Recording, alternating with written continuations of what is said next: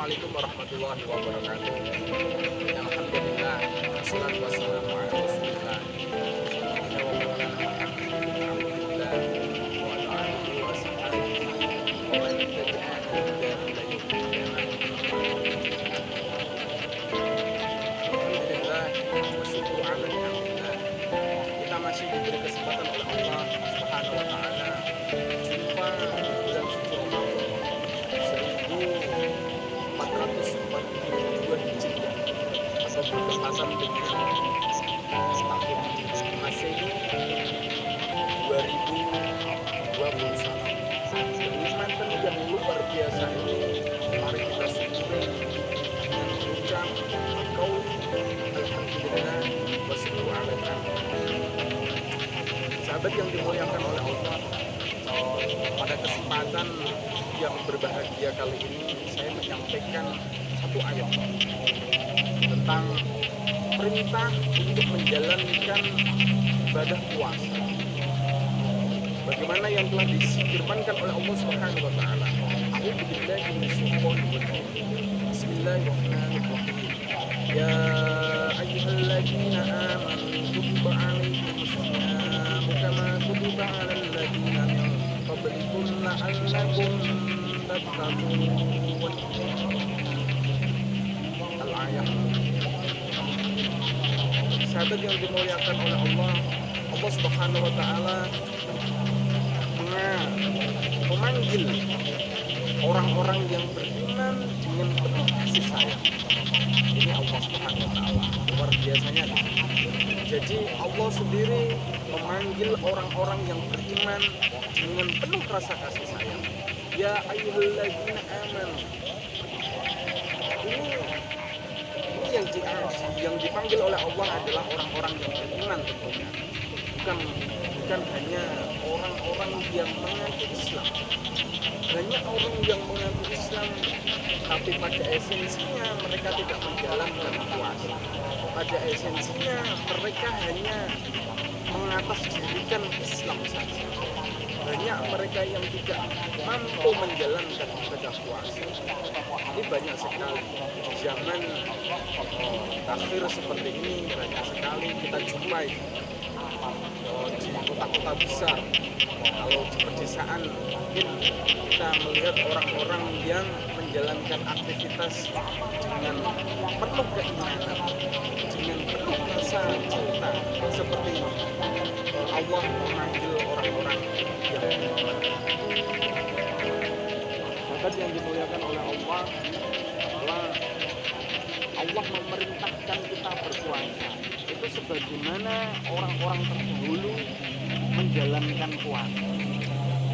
Jadi agama sebelum agama atau sebelum datangnya Islam, orang-orang terdahulu, orang-orang yang mengenal Islam atau agama Arab, di agama Samawi dan agama Arab, agama yang diturunkan oleh Allah dan agama Prophet yang ada di dunia itu sendiri. Oleh sebab itu Allah memerintahkan kita berpuasa seperti orang-orang pada zaman dahulu. Orang-orang pada zaman dahulu tidak diperintahkan oleh Allah sendiri untuk menjalankan puasa. Bahkan puasanya itu hanya diperintah oleh tokoh setempat, tokoh yang dipercaya, tokoh yang dianut pada saat itu. Jadi orang-orang menjalankan dengan penuh rasa semangat dan penuh rasa tanggung jawab. Ini yang perlu kita sahabat yang dimuliakan oleh Allah. Banyak sekali disiplin keilmuan yang dilibatkan dalam satu ayat tadi. Yang pertama, ilmu tentang kesehatan. Kedua adalah ilmu sosial. Yang ketiga, etsak atau ilmu hitung atau ilmu-ilmu yang lain yang membahas hanya satu ayat tersebut. Ini menunjukkan bahwa luar biasanya ayat atau firman yang diturunkan oleh Allah Subhanahu wa taala, bahkan melibatkan dari berbagai disiplin kehidupan. Kita bahas satu persatu saja. Bahwa yang pertama adalah ilmu kesehatan. Kita diperintahkan untuk menjalankan ibadah puasa ini tidak serta-merta hanya kita menahan dahaga, tidak serta-merta kita hanya menjalankan lapar saja. Itu bukan hanya itu, sahabat. Jadi kita diajarkan oleh Allah menjaga hawa nafsu kita dari godaan-godaan yang selama ini mengelilingi kita. Tentunya adalah godaan duniawi. Bagaimana ketika kita tidak bisa menjalankan ibadah puasa, sikap rakus kita akan selalu mengembang. Sikap rakus kita tentunya akan mengembang kepada diri kita.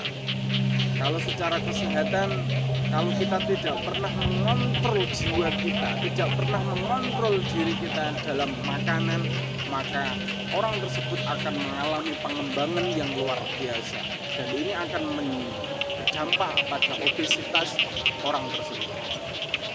Sahabat yang dimuliakan oleh Allah, tidak hanya itu.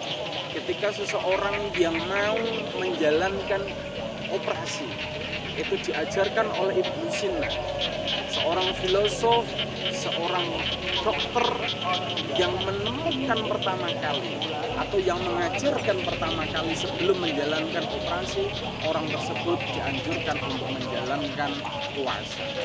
Sahabat yang dimuliakan oleh Allah, selain kesehatan, bahwa kita diajarkan di dalam ilmu sosial, kita diajarkan untuk menjaga rasa terhadap orang lain atau orang-orang yang tidak bisa menjalani, atau orang-orang tidak bisa makan, orang-orang di sana yang tidak bisa merasakan nikmatnya makan di siang hari, orang-orang yang tidak bisa merasakan keberuntungan orang lain. Nah, ini kita diajarkan oleh Allah Subhanahu wa Ta'ala bagaimana kita rasanya ketika menjalankan ibadah puasa.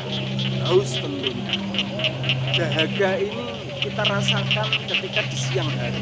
Lapar, dahaga ini menjadi satu kesatuan ketika kita menjalankan ibadah puasa.